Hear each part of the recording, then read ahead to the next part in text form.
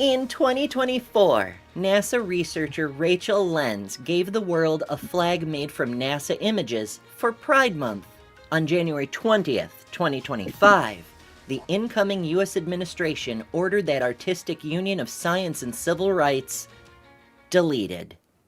So I tracked down the original images it was made from, recreated it, and then added even more wonders of the cosmos to update the flag to the current, more inclusive form.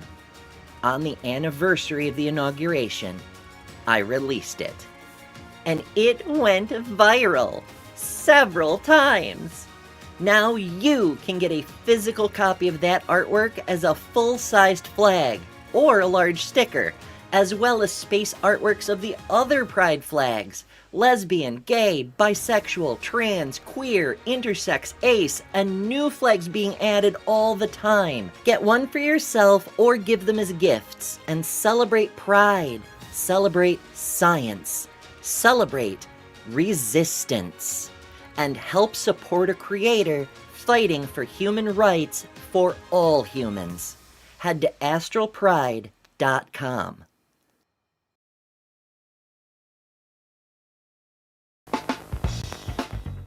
What's up, y'all? Mandisa Thomas here, inviting you to be in 2026 Revival of Reason in Atlanta, Georgia. From June 12th through the 14th, join us at the Atlanta Free Thought Hall and Pavilion, where we will be celebrating 15 years of Black non-believers with food, fun, serious discussions, live entertainment, and more. Speakers include Chris Cameron, Candace Gorham, Detroit Atheist Queen, The Friendly Atheist, Godless Engineer, Cynthia McDonald, yours truly, and more. Get your tickets today at blacknonbelievers.org or scan that QR code below. Also, you can book your room at our special group room rate at the Comfort Inn, Atlanta, Smyrna. Official BN members get a discount, so please make sure you become an official member today. Sponsorship opportunities are also available, as well as discounted student rates. Thank you so much for helping us celebrate 15 years as Black non-believers, and we will see you soon.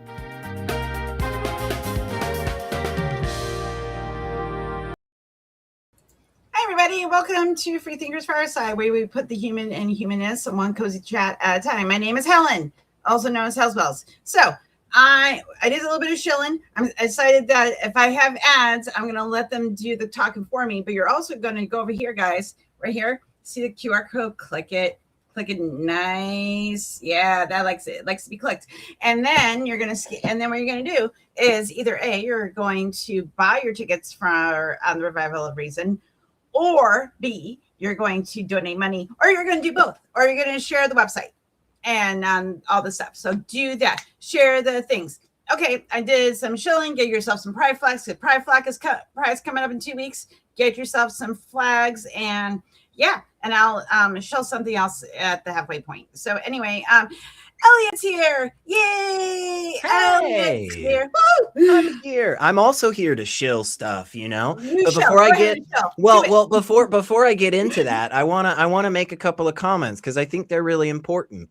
Just because I have something to shill, right? Just because we are always, as a nonprofit organization, needing people to donate and needing people to support and all of that stuff, in no way, shape, or form means I shouldn't be, and we as an organization shouldn't be supporting these other great causes that we align with. This is what we are talking about, you guys. We can talk about the amazing stuff that Ember is doing, the amazing stuff that Black Non-Believers is doing, the amazing stuff that's going to be going on at Rocket City ReasonCon. I was just scrolling through Facebook and just saw an ad pop up literally right before we started. So like there are so many freaking opportunities, you guys. There are so many awesome organizations, people, and events. Like, we have to do a better job of this in our community. I'm sorry to instantly start coming down on people, but guys, Okay, well, before you do we that, gotta support. Hold on. So another way you can support, if you cannot go to the Revival of Reason, you can get virtual viewing tickets for $25. So That's right. I'm secret locking. Like, you have to do like special tier. I haven't quite figured out the amount yet, but when John does his rap, I'm gonna be like, hey, you have to like, I'm gonna have to do like a special stream room Right. that you get tickets to if you, but you have to give only so much money if you want to see it live. I think that is a good way to boost money. It is, and it's a good way. It's a good way for people to show support, especially if you can't make it out. Obviously, come hang out in Atlanta. Come hang out with the Black non-believers, guys. We need to show them some more love in general too. But that's another soapbox I'll get on, probably later on in the thing. It's my show. Rants are welcome. That's what we do. That's what we do here, But we absolutely need to start recognizing, one of the biggest weapons that is utilized by Christian nationalism, that is utilized by harmful, religions and organizations and these types of things, is their money.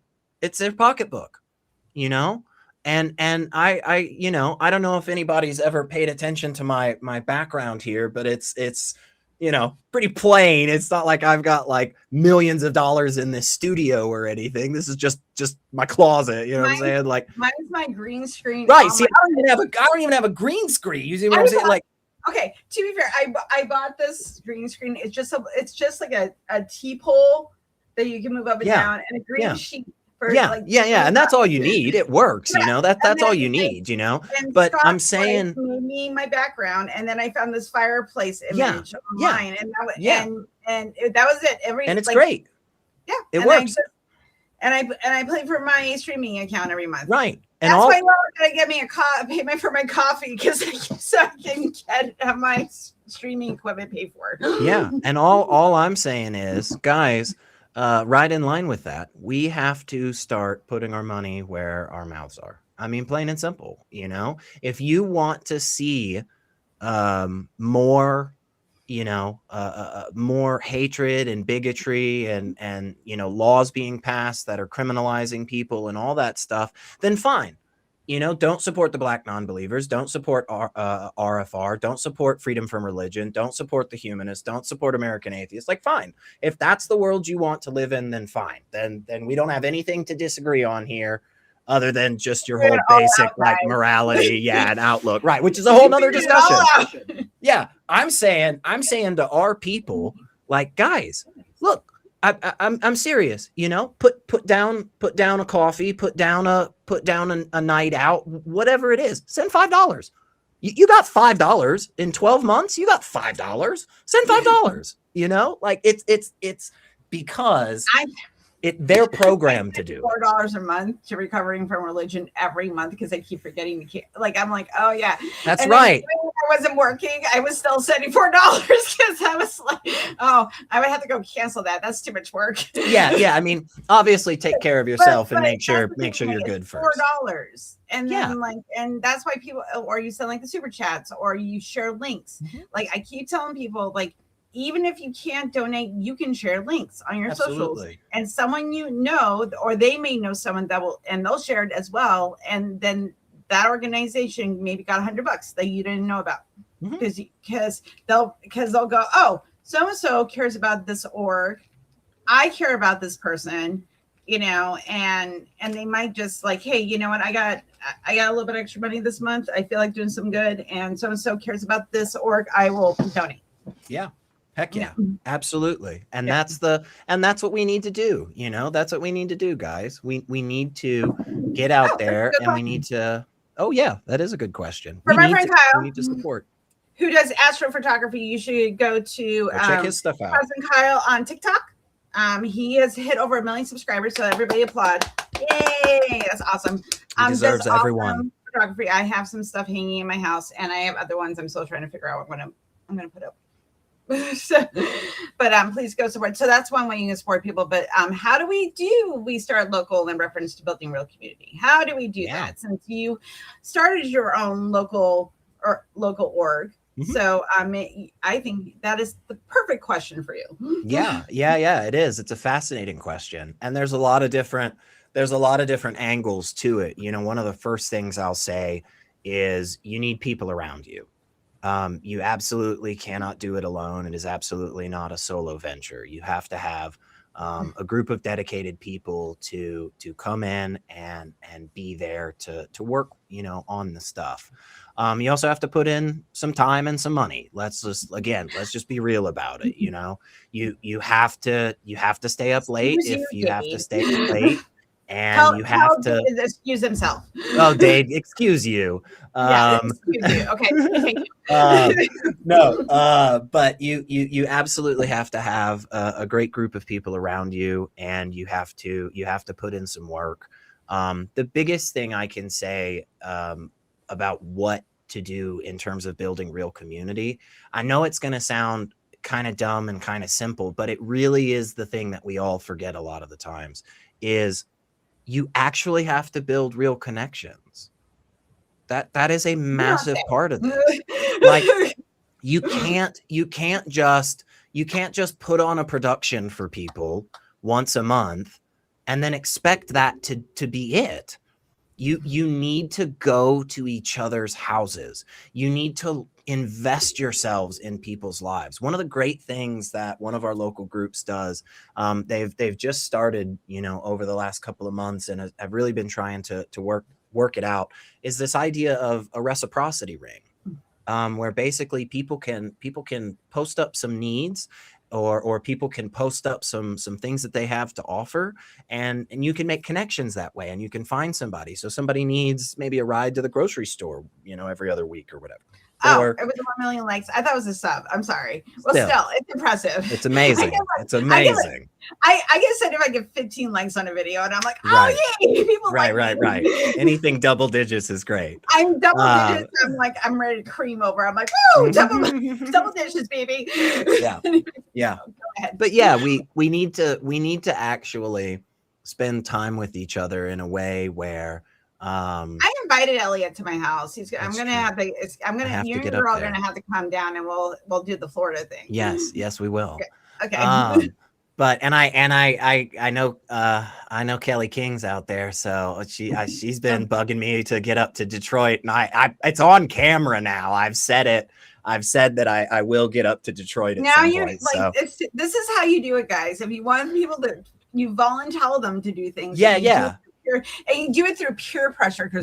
And you catch them in the middle of a live stream or something where, you know, like 30-40 minutes into it, you go, hey man, you gonna do that thing you promised? And it's like, oh shit, okay. Oh, was it gonna do that? And it's like, yep. And then the chat's all heard them, and it's like, now there's expectations. Yeah. But you know, the thing is that seemingly so simple and so basic thing of actually developing real connections with the people in your community, it really is something that we forget, and we just don't do it as much, you know. We bring in speakers, or we you know, organize an event, or you know, we'll get together once every so many months or whatever it is, you know. Maybe we go grab coffee, you know, like on the second Tuesday or whatever. And all of those things are fantastic. I'm not saying stop any of those things. No. But what I am saying is we have to do more. We actually have to do things that gets us entangled in each other's lives in a meaningful way, where we're there for each other, you know. That being said, another really important thing is find activities, find ideas, right, where you're bringing people together that gets them involved, that gets them invested, you know. One of the really, really cool things we've done recently. Okay. So, we have this group that meets, every other Sunday. called Secular Occasions for Arts and Reason. And we always have something science-y, philosophy, or, paintings, music, we've had absolutely everything from, non-spiritual meditation to jewelry making to F1 and, precision watches. We've had everything, right? Well, one of the most recent things that we've done is we asked people to bring in a quote. We asked people to bring in some quote that, is meaningful to them, whether that's from a song, whether it's a poem, whether it's, something from some, book, whatever it is, just bring in something. So I brought in a quote from Avatar: The Last Airbender because That's a favorite show. yeah, and I'm in my best friend. 30s. Somebody told them that they were his Uncle Iroh, and I'm like, I want to be someone's Uncle Iroh. That is the best compliment. Yeah, genuinely. Everybody should be inspired to be somebody's Uncle Iroh. Yeah, for sure. Anyway, so what was the quote? I don't remember it now. It was the ancient lion turtle. Hang on. I can summarize it or look it up exactly. But it was from the lion turtle. So it's important. But I don't know if I still have it. I think I delete. Oh no, wait, hang on. Okay, here it is. Okay, all right. I'll pull it up exactly since we're live and you yelled at me, you called me out for it. So sorry. I have an appa that has to be hung up on my ceiling in my house right now. Oh, yes, you do. Appa, so yes, you do. If there's a religion in this house, it's Avatar: The Last Airbender. Avatar: The Last Airbender. I get. They're finally coming out with the next one. I'm really, really excited for it. Yeah, because the live action suck balls. Anyway, yeah, and it's supposed to be twins, and it's just gonna be great. Yeah, I'm really excited. I love the whole series. I loved Korra. Anyway, okay, so here we are. Okay. Sorry, okay. This is not so it's Avatar: The Last Airbender. It's from they're right. This is from Avatar: The Last Airbender. Spoiler alert for anybody that hasn't seen it in the 20 years or however long it's been out. Yeah, anyway, so there's there's YouTube videos. Yeah. Go ahead. Just go watch it. So the ancient lion turtle says to Aang, this is near the end of the show. Anybody who has seen it will definitely remember this. Yeah. And it says, the true mind can weather all the lies and illusions without being lost. The true heart can tough the poison of hatred without being harmed. Since beginningless time, darkness thrives in the void, but always yields to purifying light.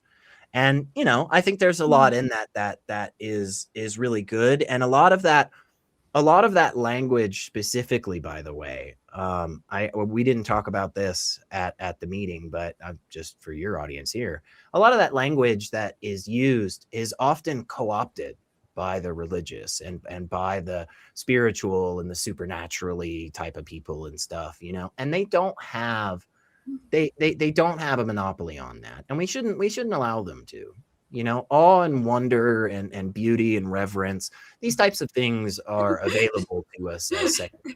Sorry, Puck. No.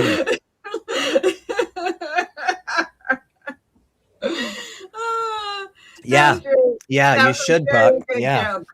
Yeah, you should. Everything did change. Yeah. That was clever. You win. Yeah, that is. You win the day so far. Go ahead. Sorry. No, it's just the whole point of that event was that we wanted people to bring in quotes that were meaningful and kind of give some context or tell us some things about it. And we had people, okay, that had never ever showed up to like any other events, not just this one. But like they hadn't come to humanist meetings. They hadn't come checked out the RFR chapters that are in our area. They didn't go to Sunday Assembly, Americans Unite. They didn't do any of that.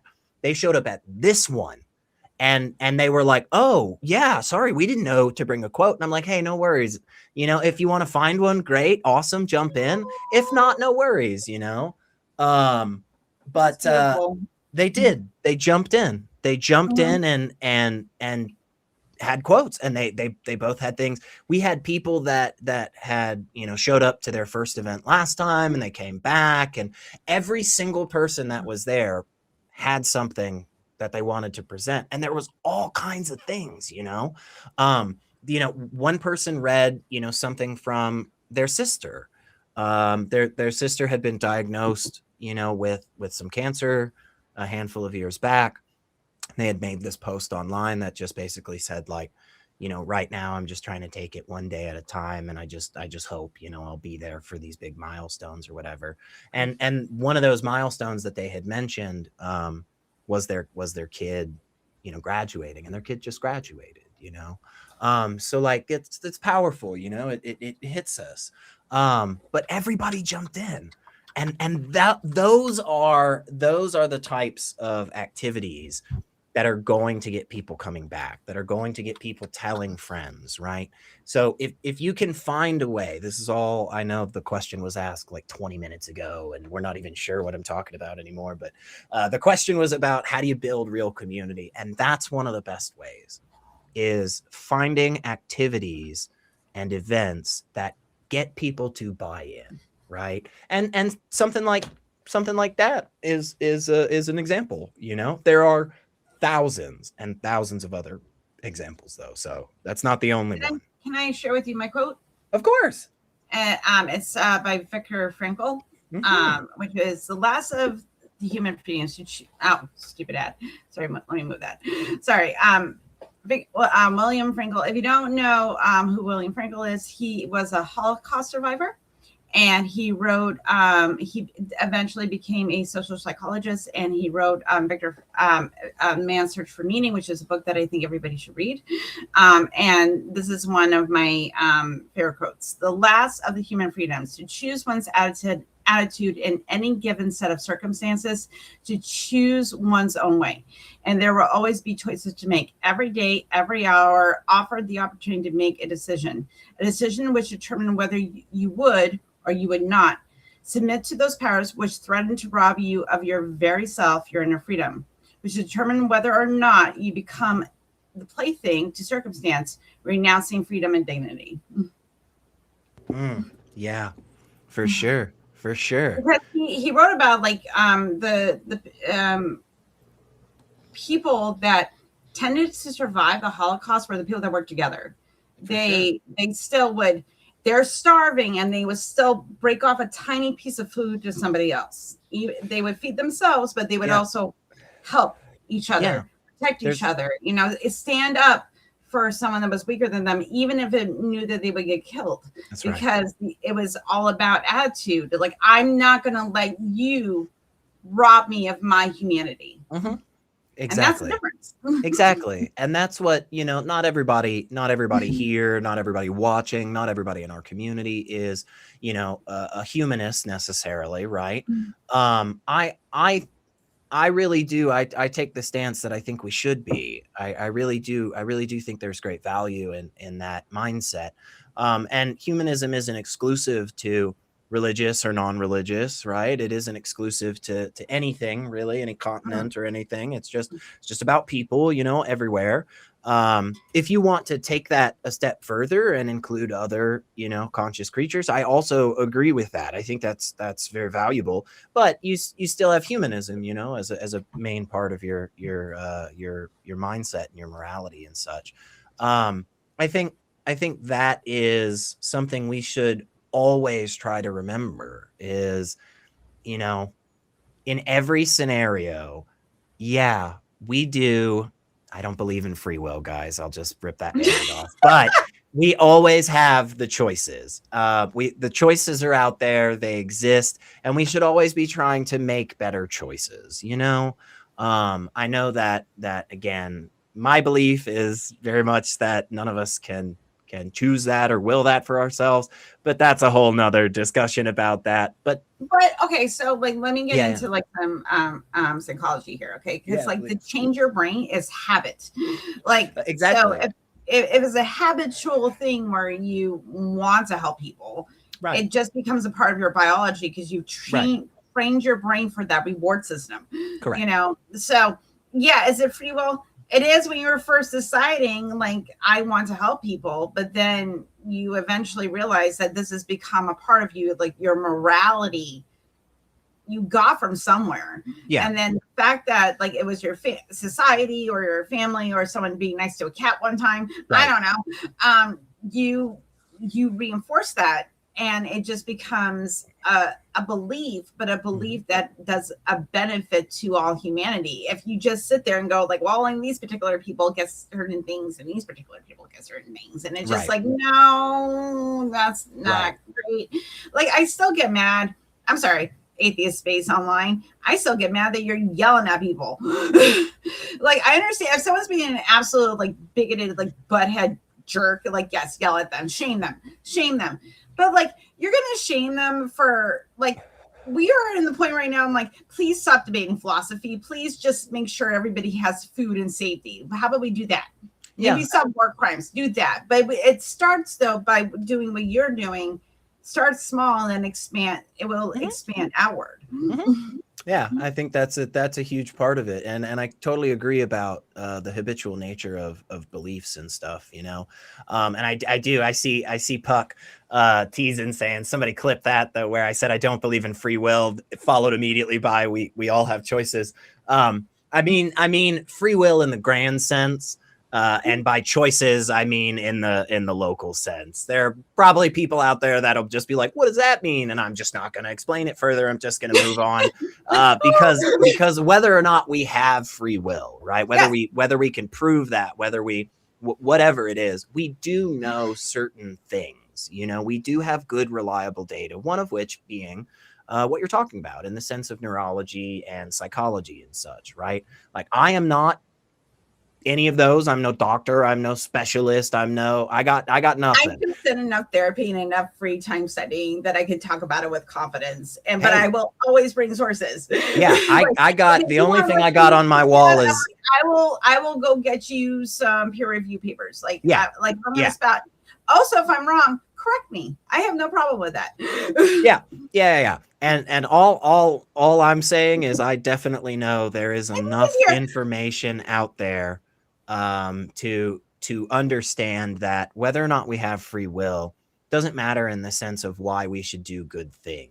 You know, we should continue to do good things in part because it reinforces it for ourselves, but in the broader sense because it reinforces it for others. Right? It's a simple task, actually. Every single one of us can apply this in our lives immediately, and you will see the results immediately. If you start tomorrow and you look for people trying to do good, you will find it. If you start tomorrow with your friend groups, with your neighbors, with your coworkers, with your family, if you start to model better behavior, you will see it from others. They will also start to model it because that's what we do, right? And we've shown this in 1,000 ways. We've shown this with good stuff, with bad stuff, even with silly stuff, right? Like, there's this wonderfully fun experiment where we put people in an elevator and everybody in the elevator is turned the opposite direction. And somebody will walk into the elevator and then they'll turn around, even though there's no reason to. There's no door on the other side, but everybody's just turned around. You know, like we see shit like that. I was talking on this stream last week about like there's social psychology experiments where there is they'll have a bunch of people that are in on the experiment, and they'll bring somebody in, and there's a different there's a bunch of different lines, and they'll ask which one is the shortest, and like C is the answer, but B is longer, and they'll go B, and then the person that's not in is like, what the fuck? And then either A, like after a couple more rounds, they'll be like, okay, I'm like, apparently I'm not perceiving reality correctly. And they'll fall in, because also there's social pressure, like what will happen if I like make a big stink about this? They'll like protect themselves. Or B, they'll go, nope, you're absolutely incorrect. Yep. And let me tell you why. Yep.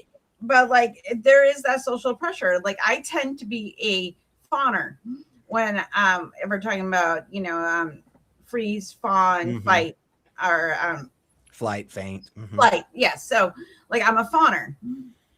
I'll freeze first because I'm having a very strong emotional reaction, and then I'm going to fawn because that helps me feel safe. How everybody does it, it depends. And then we have to think about these things when we're talking about how do we bring people together into spaces. For sure. you know, how that they feel safe, that like the fact that you were just like, hey, bring a quote or anything that's meaningful to you that is like help, you know, just to share. That's very like, one, non-threatening, and two, it shows that like, oh, other people would be doing the same thing. I don't have to like do like a social performance and just like hang out. Like I can actually like talk about the quote and be part of a discussion, because like social, especially for neurospicy people, social gatherings are intimidating. For sure they are. Public speaking is intimidating, even if it's a room full of 7 people that you've known for like the last 12 years. Like it's intimidating, especially if you're trying to bring something like vulnerable and stuff like that. But everything you said right there is a fantastic, you know, segue into talking about the Black Non-Believers Revival of Reason Con. You know, I have talk about that. Yeah, I have to be coming up on Monday, so we're watching that first, and then we'll talk about that. So. Let's do it. Perfect segue.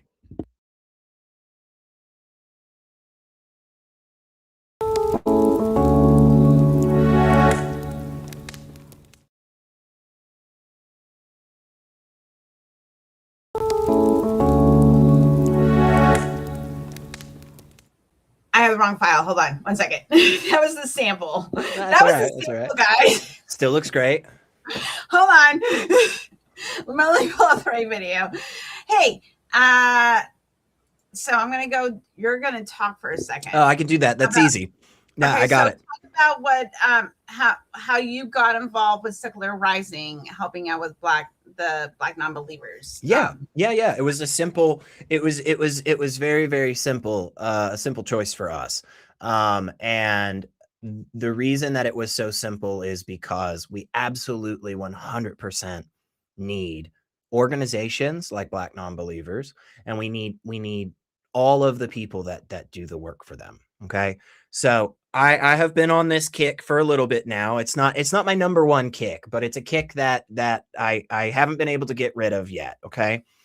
I have heard many a person, surprisingly, even in the non-religious space, right? Surprisingly, right? Even on the left side of the equation, I have heard people talk about the fact that organizations like Black non-believers, or spaces that are exclusively for minority groups, people of color, marginalized communities, these types of things, that they are missing the point, that these groups or these events are totally wasteful, and they are 100% absolutely incorrect. Okay. And here's why, you guys, because exactly everything Helen was just talking about. Everything that she was just talking about when it comes to having spaces where you're safe, having spaces where you are able to have those deeper connections and stuff, right? And we need to recognize that if, again, I know I started off by telling people to put their money where their mouth is. Here is a tangible fucking way you can do this, guys. Support groups and events that are not for you. Okay. When there is a queer only recovering from religion group going on, that is not for me. That is not my group, guys. When there is a women's only space, right? With women identifying individuals, right? That is not for me. Okay. But those spaces are necessary. They are absolutely bedrock foundational. And we have to start recognizing that the more times that our organizations, all of us in our ivory towers, so to speak, I'm being a little tongue in cheek. I'm very disappointed by my ivory tower. Yeah, I know. Me too. Honestly, not a lot of ivory. But like it's kind of like a subset. Yeah. There's no cushioning. No. Terrible. My tower is very small. But all of us that are in spaces and talking about, you know, how important it is. Again, things like humanism, things like pushing back against Christian nationalism. We have to recognize that there are extremely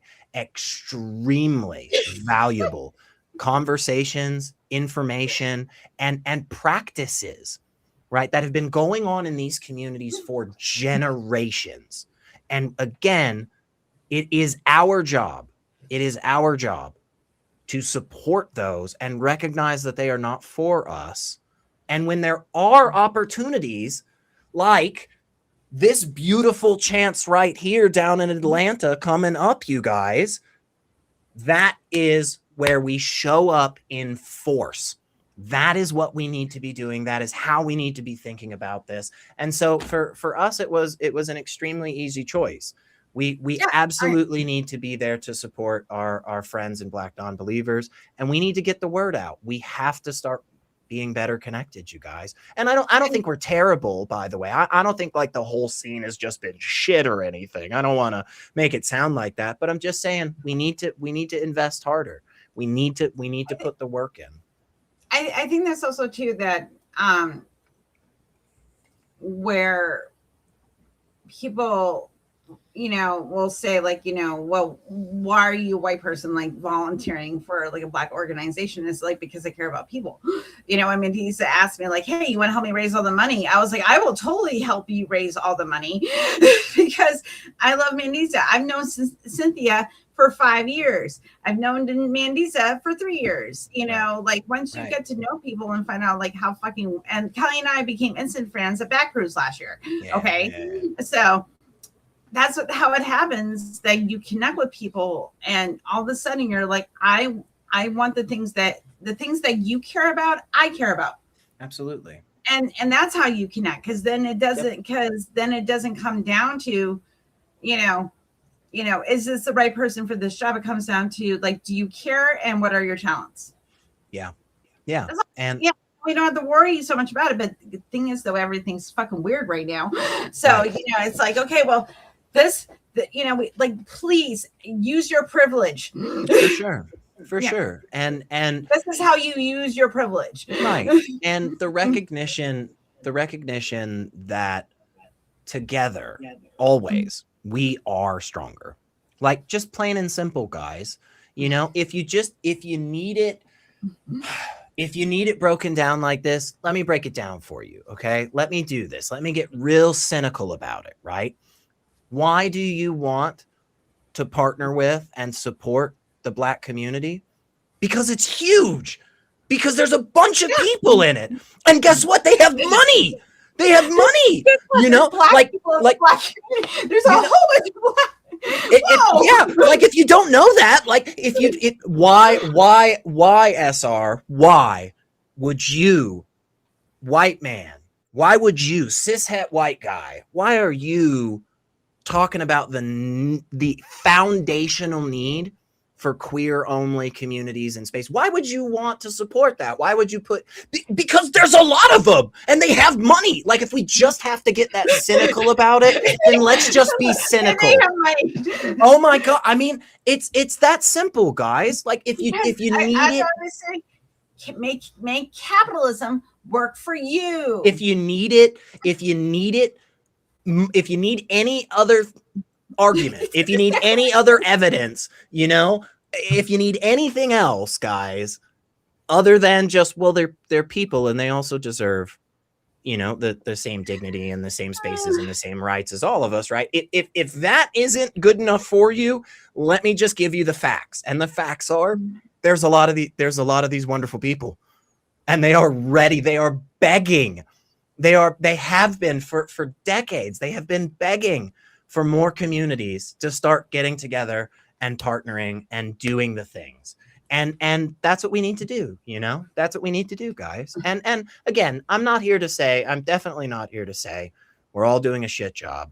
And I'm definitely not here to say that I am, your Jesus to follow and, none of that. Absolutely fucking not. What I am saying is we can all always do better. And we should want to, we should want that should be core to who we are as people. Right. All right. I got my video. Oh, good. Perfect. Good. Okay. Good. So we're going to play that, but this is all in the same pool. So, oh yeah. Yeah. So I'm going to do that. So.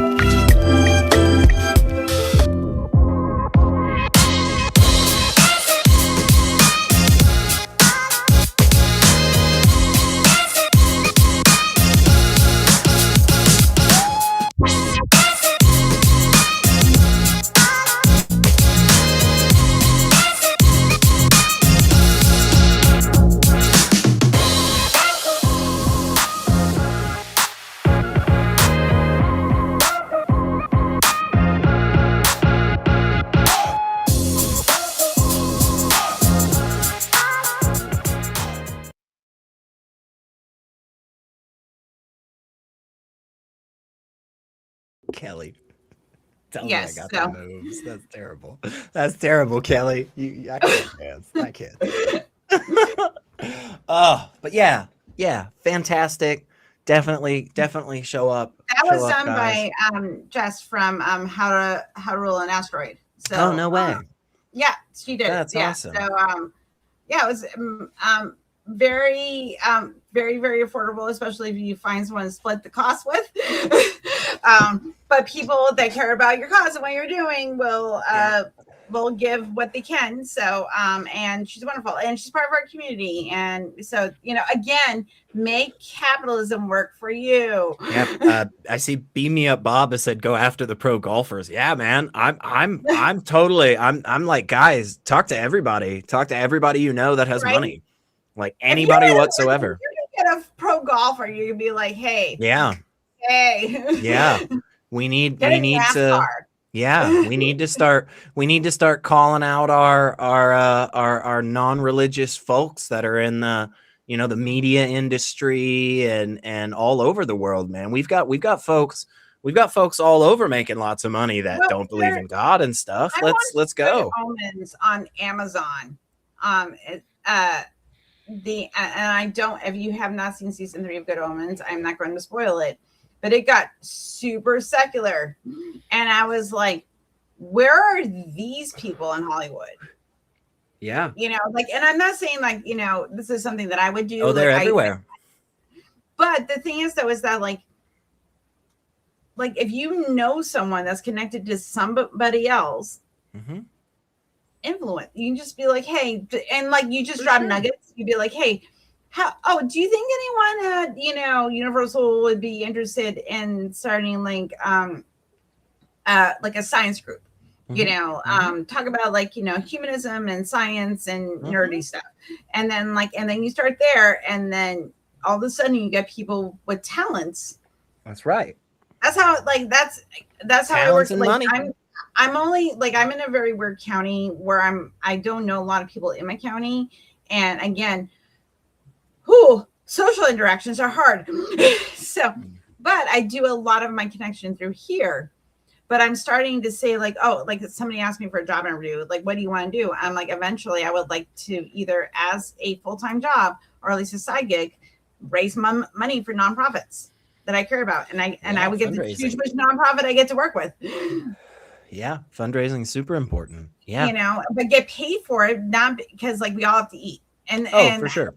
This is my new drama. I'm stop being shameful about money. Yeah. No, we have to. We have to be honest. Again, it costs money to do these things. To put on this conference for Black non-believers is a lot of work, right? And we have to recognize that work, and we have to compensate, the people in the organizations that take part in that, right? Okay, so now Kyle said he's going to have a party at his house in 2027. All right, see? So there we go. That's how we do it, folks. And so now it's committed. Peer pressure. Yeah, right. Live stream committed. Yeah, you can't go back on it, Kyle. That's right. That's this is the thing. We have to recognize that, unfortunately or fortunately, however people want to look at the situation, right? The world is one where when people want something done, it takes a lot of money. Plain and simple. It just does. In one form or fashion, whether that's getting a group of investors together so that they can start some cause, or they can put out a bunch of advertising for it, or whether that's a huge group of people getting together to prevent money being made because of a boycott or a walkout or something like that, right? But the truth of the matter is, we have to start giving more. We just do. And I get it. We're all tired. We're all beat to hell. There's a million different reasons that none of us should get out of bed in the morning. I completely understand that. Okay. And I'm not telling anybody. Depressive disorder. Say again. As someone that has major depressive disorder. Yeah, absolutely. And I totally understand. Yeah. And this is the thing. Again, here's part of it. The one part of it is, again, there is science, there is data to this, guys. We're not just pulling this out of our asses, but even those that are struggling in 1,000 other different ways, right? When you start to help other people and you give to other people, right? Whether that's money, whether that's time, effort, whatever it is, you do start to feel better. Like, it does help you, you know, and you make more connections with people, and that also starts to help you, right? But if you need me to break it down, if you need me to get to the fine point, let me get to the fine point, okay? I'll just be straight up with it. If we don't get out of bed in the morning, guys, the terrorists win. That's the plain and simple, right? I mean, that's the plain and simple of it. If we don't get up and do the work, I'm saying me, I'm saying you, I'm saying everybody. If we are not doing this stuff, if we are not thinking about it daily, they win. And we've seen what it's like for them to half win. This is only a half win that we're seeing out here right now, guys. Think about it. Imagine if there was complete control. Imagine if we were completely silenced, right? We are millions of people that it's like we have a lot of power. We have so much power. And like, I know you doesn't think so. And like, when you're all like, you're in a little tiny place, but I can tell you, as someone that's been in this particular community, I have seen little like increments of people that change their minds. Mm-hmm. They were very conservative, very like evangelical. And then they started, you know, once they started deconstructing, they became more caring. They became more humanist. They let go of their bigotry. And that's why, because again, it's like this is the starfish poem, you know, like there's, you know, hundreds of starfish that have been washed up on this beach, and there's a little boy and he's like tossing the starfish into the water. And then the old man goes, why are you bothering to do this? You can't save all of them. And he goes, but it matters to this one. Mm-hmm. Absolutely it does. Yeah. Absolutely it does. And again, that goes back to the question about building real community and how we can do that. And the way to do that is by making those deeper connections, by showing up for people when your buddy needs a ride, when they need to move, when there's somebody hurting with money or food, or all of these types of things, right? We can do them. We can do them and have local direct impact. And the more that we coalesce around that, the more that we partner with other people that are diverse from us in views, in backgrounds, all of it, the more we will start to see the tide turn in the direction that we want, because that is the only fucking thing that has ever done it. And I am not the person that has that beautiful quote, but the only thing that has ever changed humanity is a small group of dedicated people. That is the truth of it. And we have to recognize the power that we have, folks. We do, you know, not saying this is the platform for this or anything, but like in the United States, we have had multiple times where like we were in places in like work and stuff where we're just like, well, you know, I guess that's just the world, right? You just gotta get your arm potentially, you know, maimed, you know, like that's just what happens, you know, you just have to work 16 hours a day as a 6-year-old, you know? Oh my God, I learned about the life of a baker, like in like a medieval, like England. Uh-huh. Awful. Yeah. Awful. Yeah. Like, what are we? And like, I work a 40-hour work week and I hate it. Right. And what changed it? What changed it, by the way? What changed the conditions for that baker? What that were workers got together and started protesting and going like, hey, we deserve basic human rights like sleep. That's it, guys. Like obviously none of us, you know, watching this, at least if you are watching this and you actually remember this, holy crap, I need to know your health regimen. But when back in the AI computer that exists in the future, you'll know this super AI computer overlords. And then like it's going to absorb every consciousness. The 8 hours of sleep. That was a labor union fight back in like the 20s. you know? And funny enough, guess who were some main groups that were part of it? It was Jewish people, Black people, immigrants, The women's non-religious people, queer people. was connected with the labor union. Say again? Like it was around the same time. The getting the equal right to vote was also being leaned towards workers' right, because Absolutely, this was right after the Great Depression. Everybody was like, "Wait a second!" Yeah, and it's hugely important. Yeah. And it was a time when it was a moment when many people that had never paid attention, right? We'd always given lip service to caring about other people. We'd always, you know, we said, "Ooh, those people over there shouldn't do that. That's bad." But after the Great Depression, after 2 world wars, after all of this stuff, people in America started finally looking around, and they started saying, "Oh shit, man, like things are actually kind of bad." And funny enough, I think that's about the time we're in now. There's dozens and dozens and dozens of opinion pieces and polls and all of these different things that are indicating that right now, more than ever in the last 20 to 40 some odd years, people are having this moment of going, "Oh my gosh, things are bad."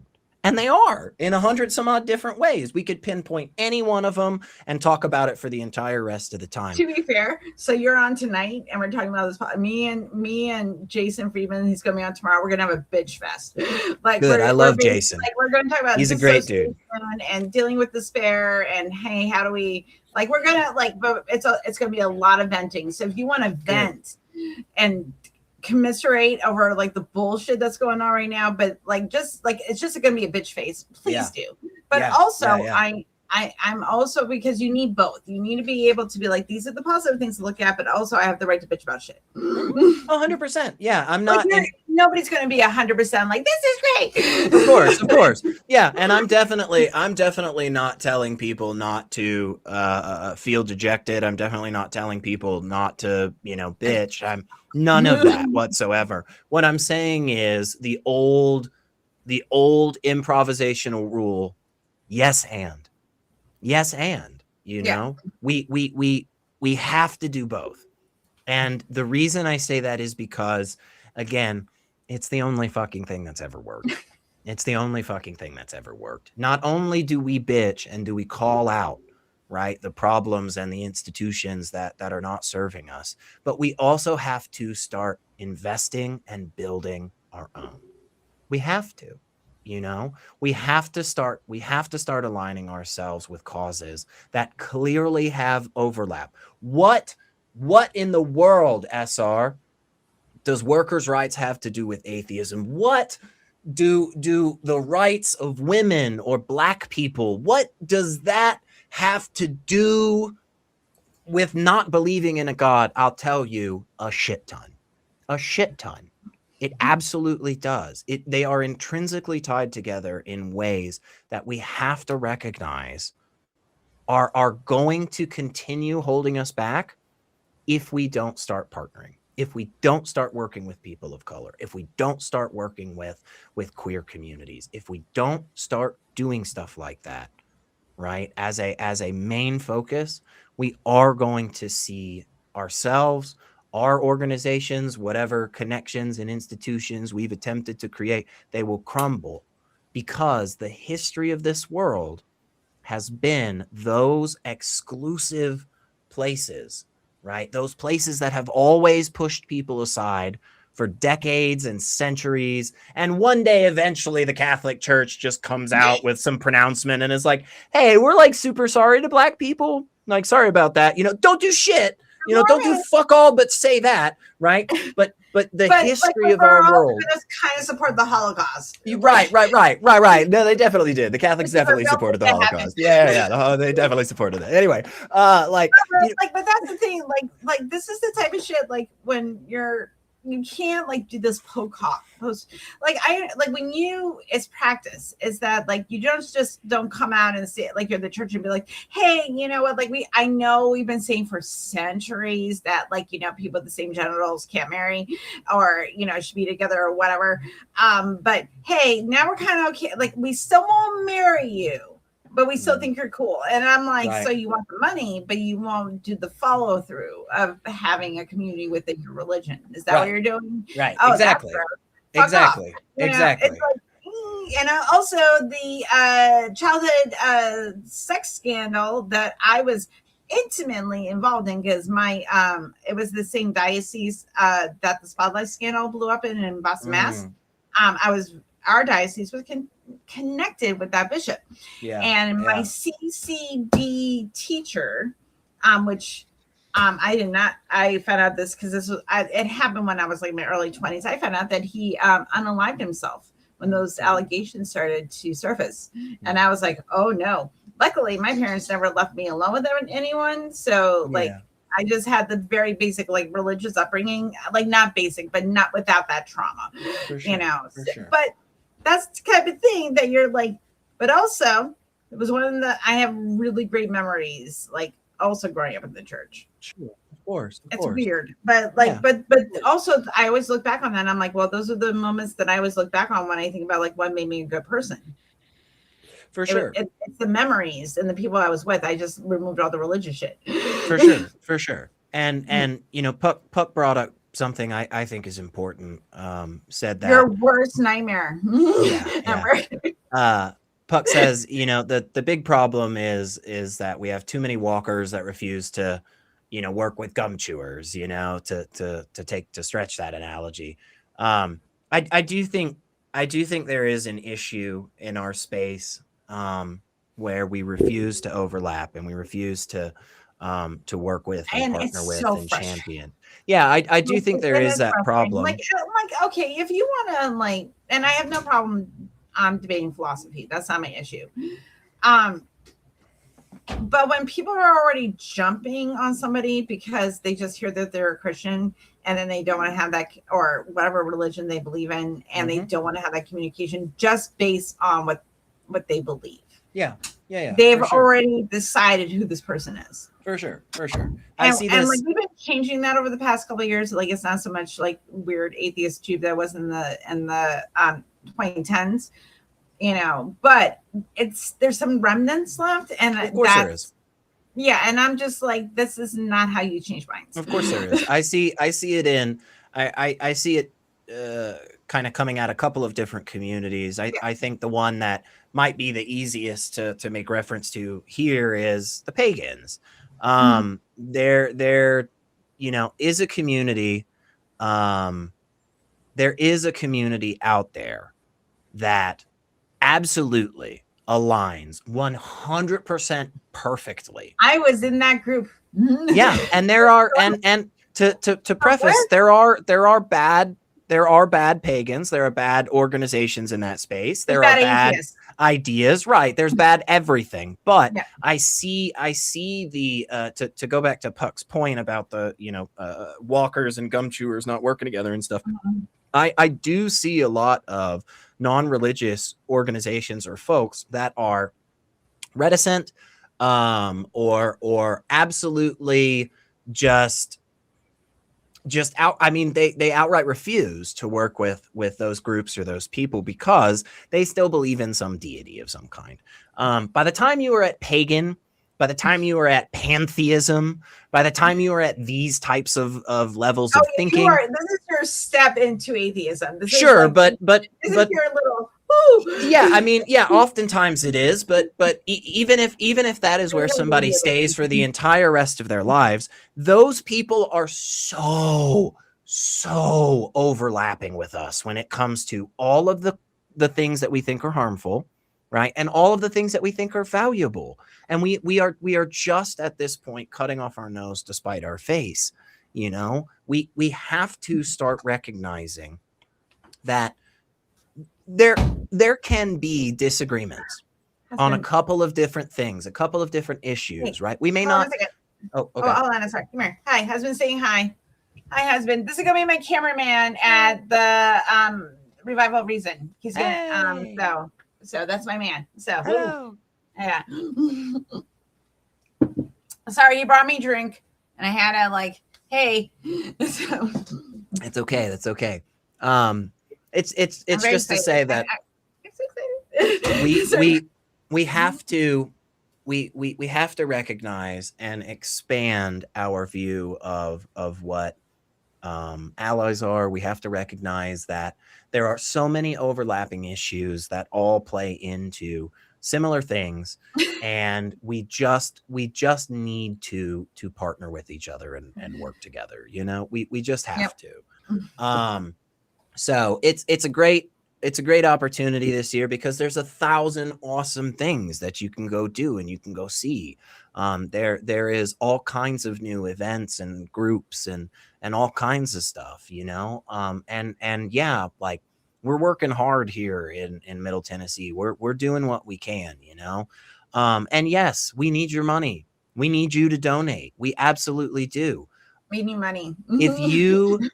If you are sending money to Black non-believers, if you are attending RFR excursion, if you are supporting Ember, you know, by buying some of the Astral Pride stuff, you know, all of these things. I'll play the ad again. All of these things work together, folks. All of these things work together. When you donate to the Trevor Project, who do you think is receiving that in Tennessee?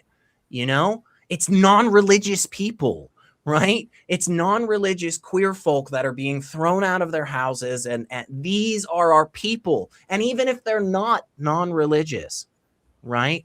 These people will stand shoulder to shoulder with us when we need I give support. money to my local I go spend money in my local St. Vincent de Paul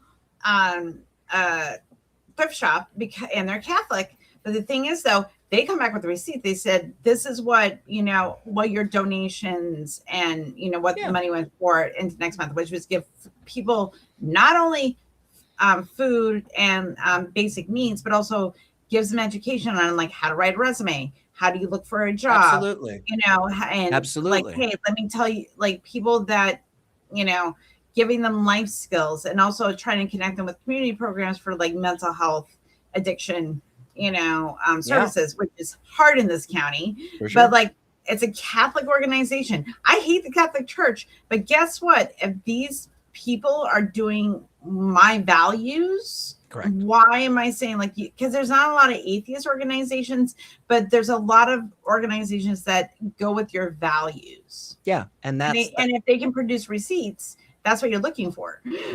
Right. Because at the end of the day, the book that we read, or whether or not we believe there's an afterlife, those are not the defining things. Those are not the defining things in terms of where we need to be partnering, where we need to be spending our money.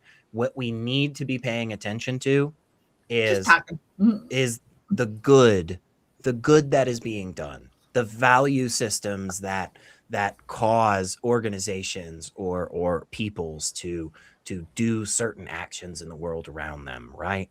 We absolutely. Now, again, let me just preface this because I know there's at least one of them out there. There's that person that's going to say, well, hang on, SR, when the church gives out food, they force you to do whatever, blah. Yeah, and that's fucked up. And I'm not saying that we go support that group, right? What I am saying is, when I go to my local St. Vincent de Paul, nobody's proselytizing to me. Yeah, nobody's and that's the. I walked in with my bisexual Illuminati t-shirt on. Nobody blinked.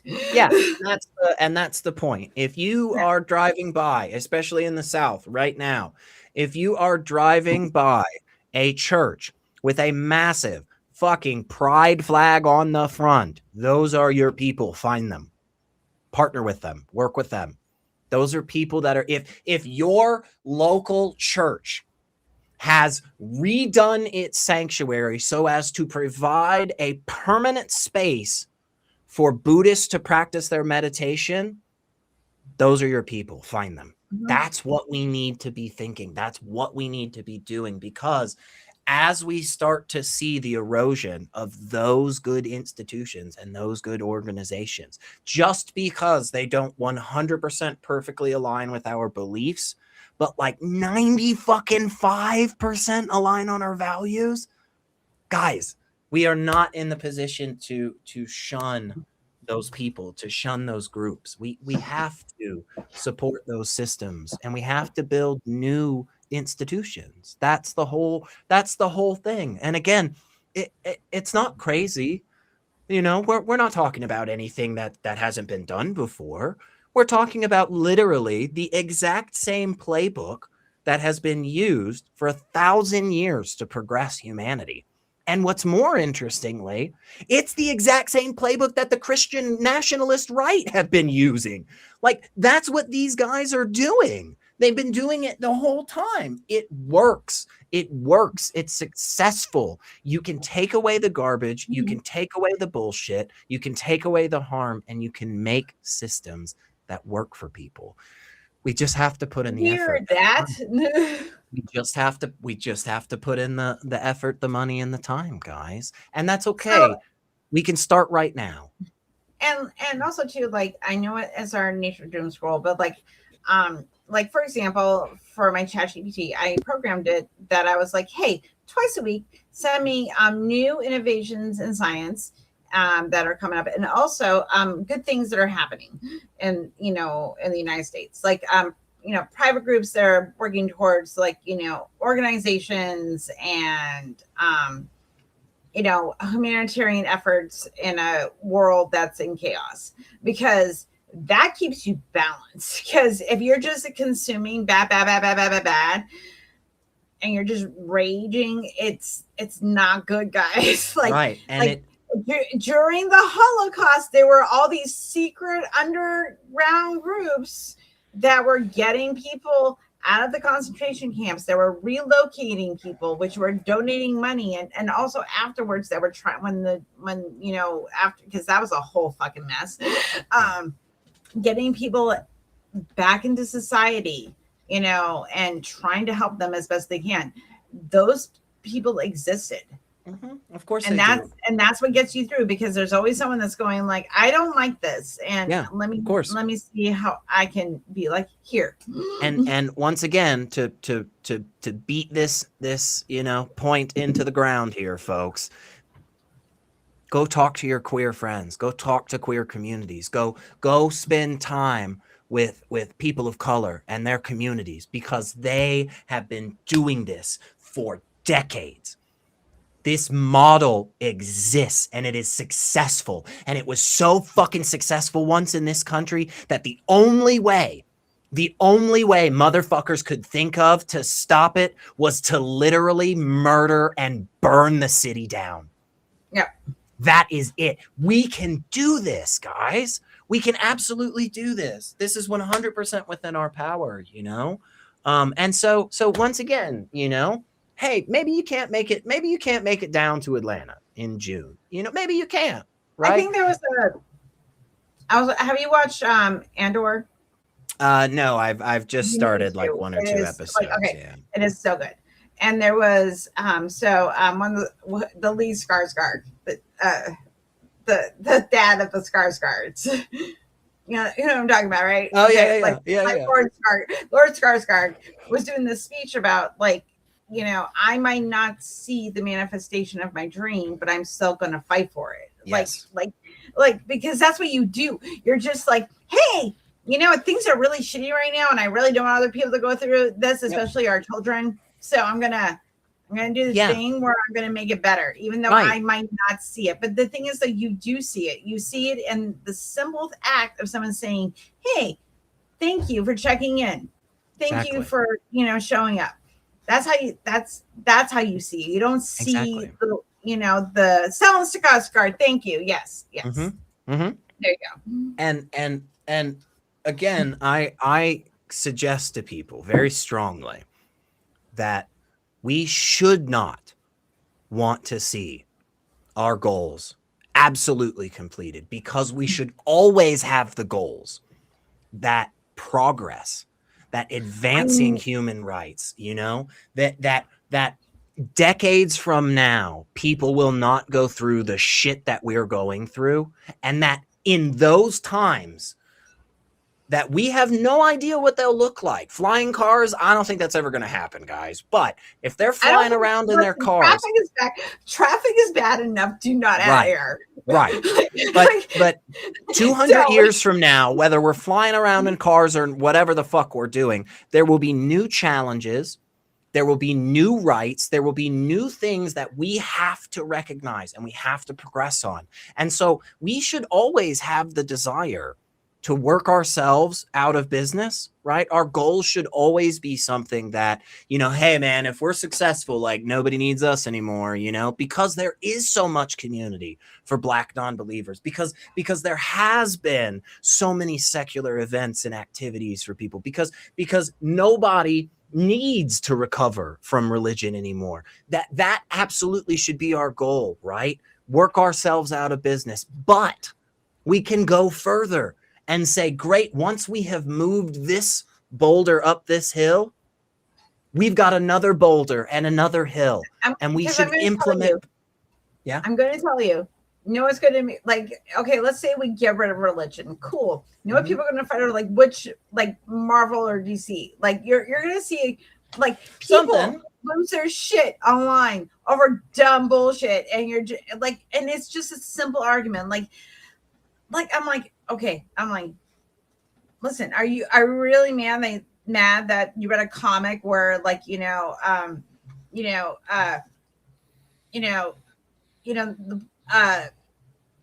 the Scarlet Witch fucks Scarlet Witch fuck Batman, like, and you're gonna, like, lose your shit over this, and people will, like, that's the thing, like you're just it will always be a thing. They'll believe in aliens, they'll believe that crystals can heal you, they'll be like, the earth has, like, this healing energy in it, like, it's the pagan shit, like, you are just shifting belief. We might get rid of organized religion, sure, we can take that down, but people having weirdo beliefs, that's always going to be a thing.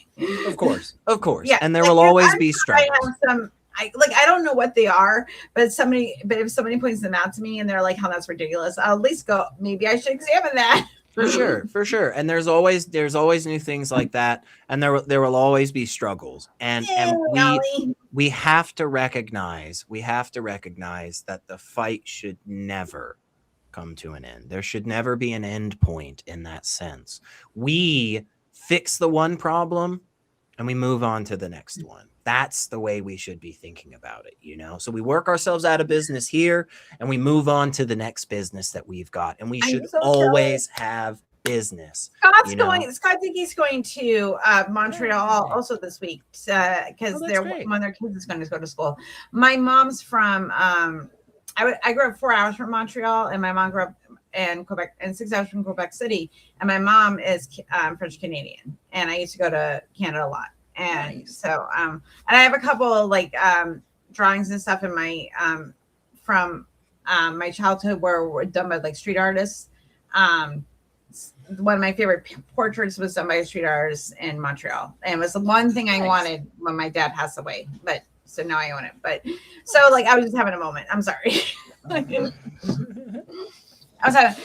it's one of those things that, like, one of my other favorite quotes is it doesn't matter. It's from Angel from Joss Whedon, even though he's a piece of shit. I love this quote. It said, if nothing we do matters, then all that matters is what we do. Correct. Absolutely. And there's somebody that I listen to who says that a good bit. And I agree. I think, it is right now more than anything. It matters that we show up. It matters that we pay attention. It matters that you send that $5. It matters that you put out those fucking chairs. It matters that you picked up the signs afterwards. It matters that you called your friend and told them to come along with you. It matters. This shit is important, guys. And again, there is no other system. There is no other method. Look, I'll cut right to it. Okay.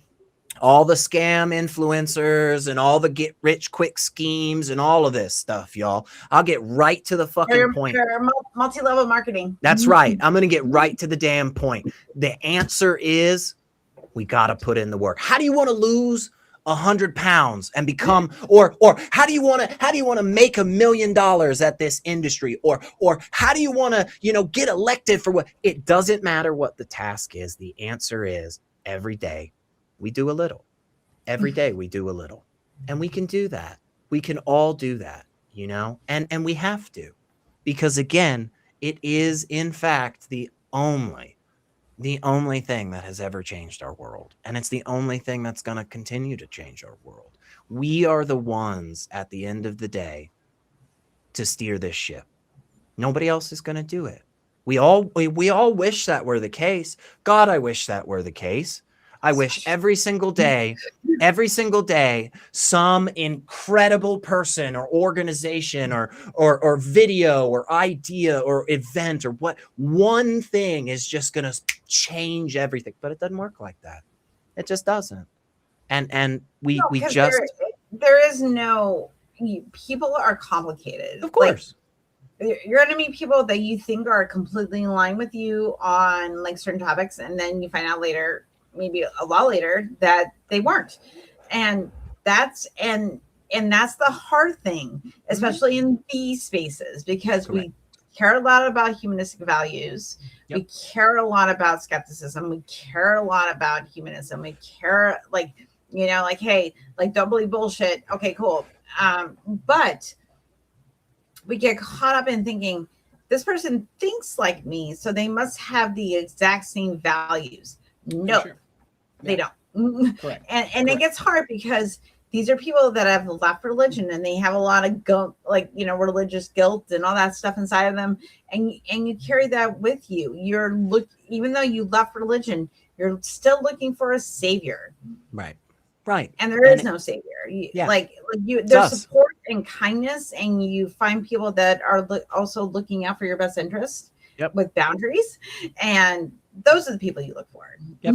It's always us at the end of the day. Mm-hmm. We're always the ones that are going to fix the problem. We're always the ones that are going to make things better.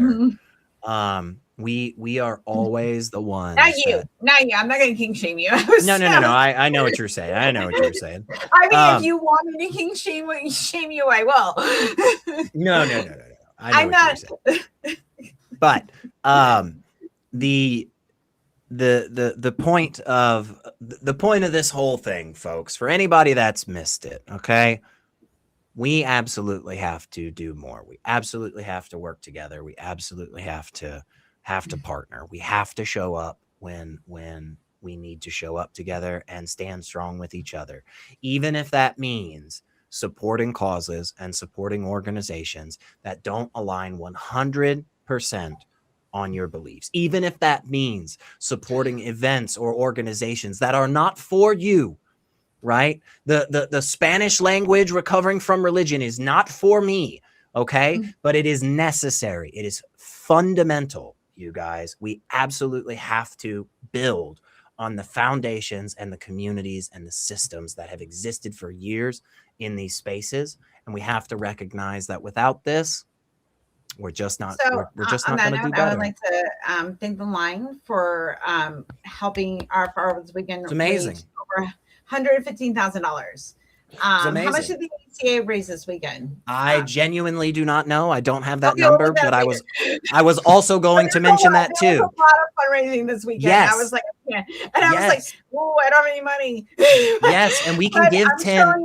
I'm showing up, and I'm going to help people raise all the money. Right. We can give 10 to ACA. We can give 10 to RFR, right? We can give 10 to Black non-believers. We can give 10 to Secular Rising. Live chat of someone right. Share it. Like it. Recovering from religion or does like whatever like alignment. Go subscribe to the Freedom from Religion. Yes.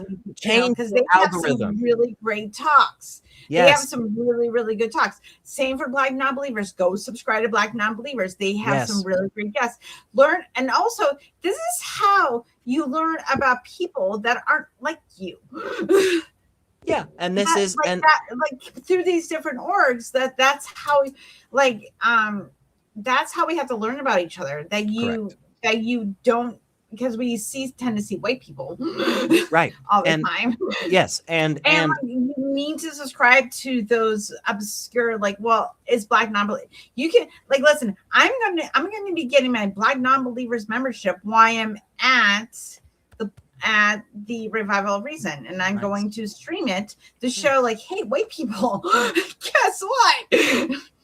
Also, since Casey is still here, tell your husband about his wrap, that he gets to pick how much money people have to donate and see him do his special wrap.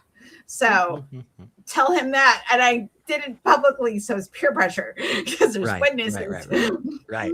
Well, that's what I'm hoping with this whole, I've hit all the talking points that I had so beautifully printed. Even like you are one of the people that like, and this is something that we've always connected on, is like, how are we expanding this message of humanism, not so much atheism, humanism. Like, doesn't really matter what you believe, you're a human being, and I think you have value. Yep. And yeah, that's it at the end of the day. Yeah. And while atheism is still important to me on a personal Kelly level, did the thing. You should join us. Yeah. We'll talk, Kelly. I can't make any public. We'll do it together you're going to be there. You want to do it with me? I can't make any public stances right now.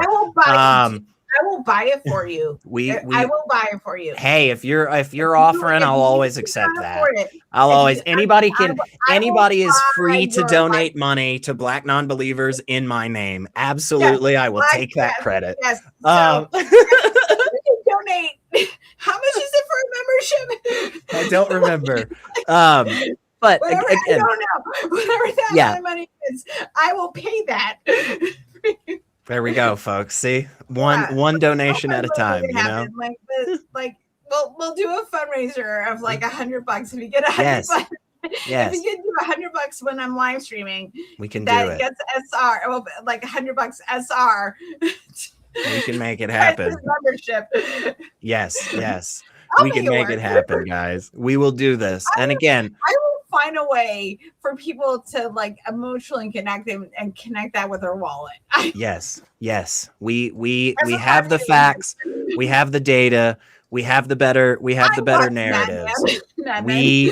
We can absolutely do this, guys. I feel like I've hit all my talking points. I've beat this into people as much as I possibly can.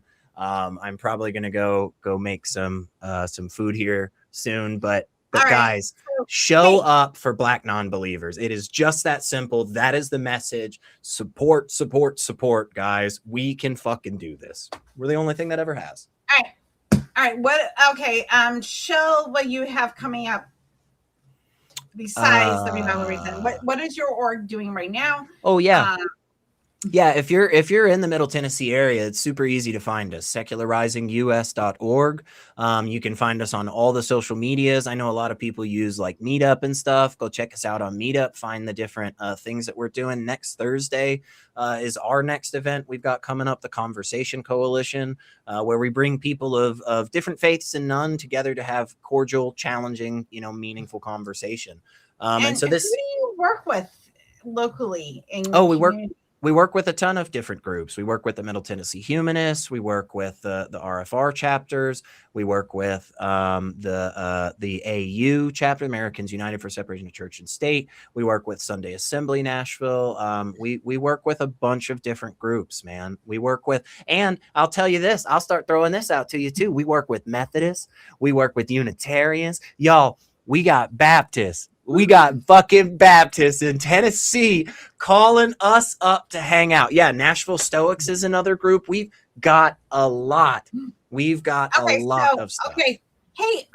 Hey, SR, to answer Mark's question, what of all the orgs that you just mentioned, which ones are outside of Tennessee?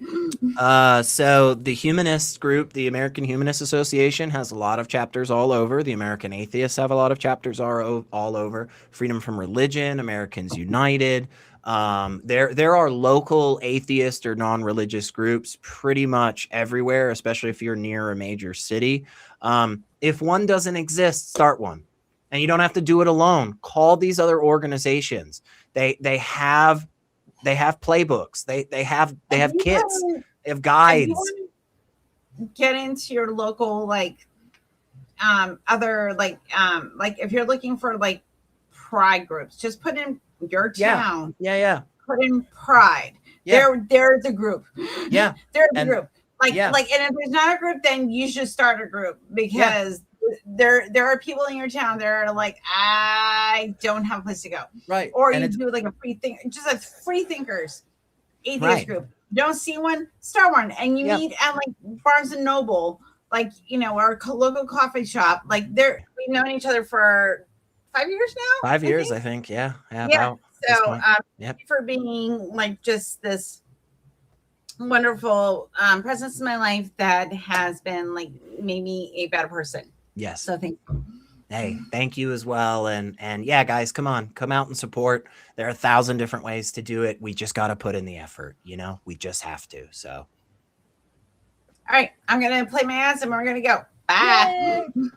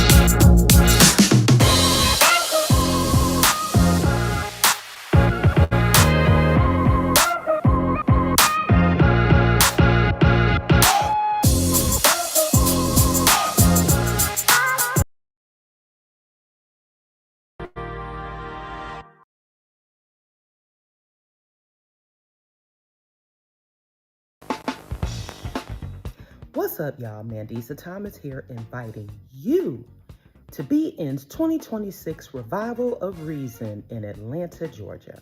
From June 12th through the 14th, join us at the Atlanta Free Thought Hall and Pavilion, where we will be celebrating 15 years of Black non-believers with food, fun, serious discussions, live entertainment, and more.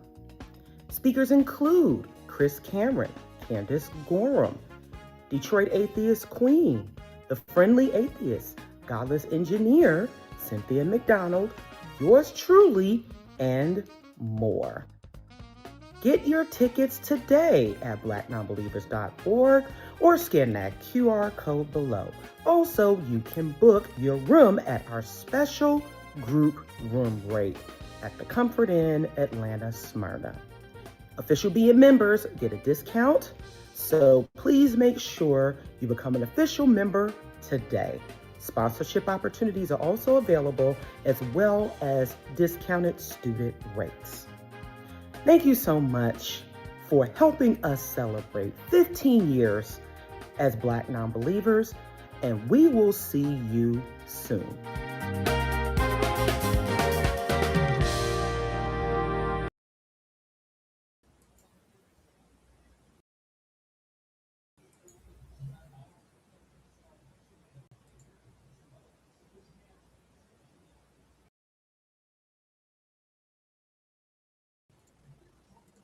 All right, thank you, everybody. I'm going to say good night. Thank you for being here, and I will see you all in the next one. Oh, actually, which will be this Sunday. Kelly will be here. Detroit Atheist Queen will be here on my channel on Sunday. So come see that out. And other than that, good night, everybody. Have a good time. Bye.